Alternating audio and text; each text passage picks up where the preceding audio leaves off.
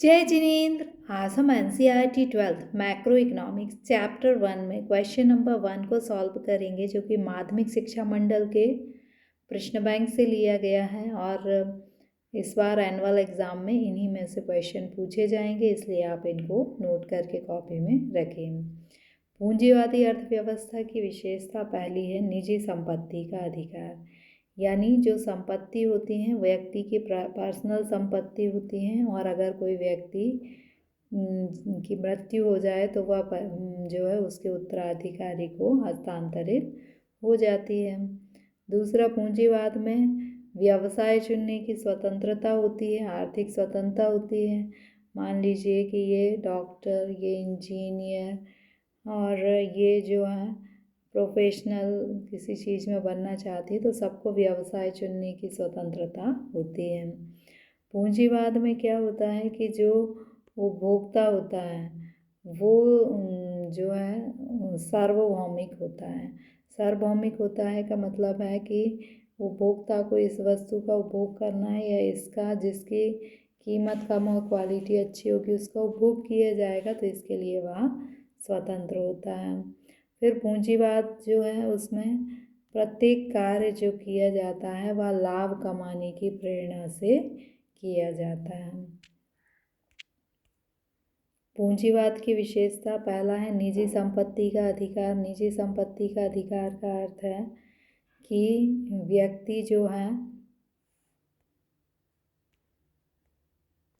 निजी संपत्ति के अधिकार का अर्थ है कि प्रत्येक व्यक्ति जो है उसे अपनी निजी संपत्ति रखने का अधिकार होता है और इच्छानुसार वह इस संपत्ति में व्यापार करे या इसमें रहे, उसे इसकी स्वतंत्रता होती है। इसके बाद यदि व्यक्ति जो है उसकी मृत्यु हो जाए तो उसकी जो संपत्ति है वो उसके उत्तराधिकारी को प्राप्त हो जाती है, यानी निजी संपत्ति का अधिकार होता है, अधिकार का इच्छानुसार प्रयोग करने का अधिकार होता है और मृत्यु के पश्चात संपत्ति उत्तराधिकारी को हस्तांतरित हो जाती है। चित्र से भी आप याद रख सकते हैं।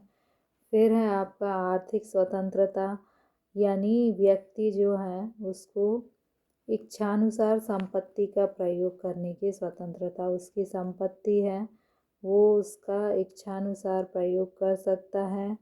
व्यक्ति को व्यवसाय चुनने की भी स्वतंत्रता होती है कि उसे डॉक्टर बनना है या इंजीनियर बनना है या उसे कोई बिजनेस करना है, तो इसकी उसे स्वतंत्रता होती है।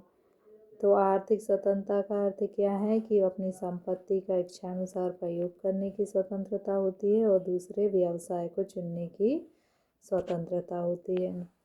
फिर है उपभोक्ता की सार्वभौमिकता। उपभोक्ता की सार्वभौमिकता का अर्थ है कि जो उपभोक्ता होता है उसको रुचि और अधिमान के अनुसार उपभोग की स्वतंत्रता होती है।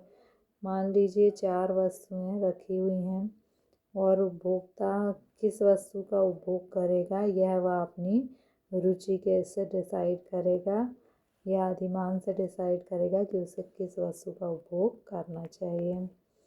निजी लाभ का उद्देश्य। निजी लाभ के उद्देश्य का अर्थ है कि जो उपभोक्ता होता है वह जो भी कार्य करता है उसके सभी कार्य, जो भी व्यक्ति होता है पूंजीवादी अर्थव्यवस्था में उसके जो भी कार्य होते हैं वो निजी लाभ के उद्देश्य से किए जाते हैं, ना कि सेवा के उद्देश्य से। प्रतिस्पर्धा, यानी जो क्रेता और विक्रेता होते हैं उनके मध्य जो है क्रेता चाहता है कि वस्तु जो है वो क्या हो, अधिक से अधिक मूल्य पर मतलब विक्रेता चाहता है कि वस्तु अधिक से अधिक मूल्य पर बिके और क्रेता चाहता है कि उसे कम से कम मूल्य पर वस्तु मिले। तो इस प्रकार दोनों के बीच प्रतिस्पर्धा चलती रहती है। मान लीजिए कि कोई वस्तु बिकने आए, टमाटर बिकने आए, तो विक्रेता कहेगा कि 12 रुपये किलो देंगे और क्रेता ने कहा कि नहीं 8 रुपये किलो लेंगे।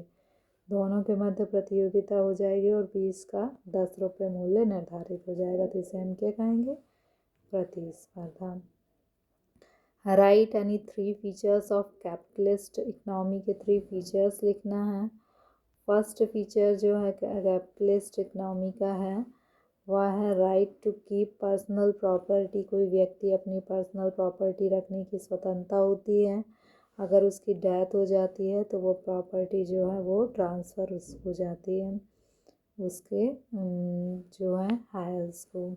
इकोनॉमिक फ्रीडम का मीन्स है कि व्यक्ति को फ्रीडम होती है कि वह किस बिजनेस को चूज़ करना चाहता है। यूनिवर्सलिटी एवंग कंज्यूमर का मीनिंग है कि जो कंज्यूमर होता है वो फ्री होता है कि उसे किन वस्तुओं को कंज्यूम करना है इंटरेस्ट और प्रेफरेंस के अकॉर्डिंग। So thank you.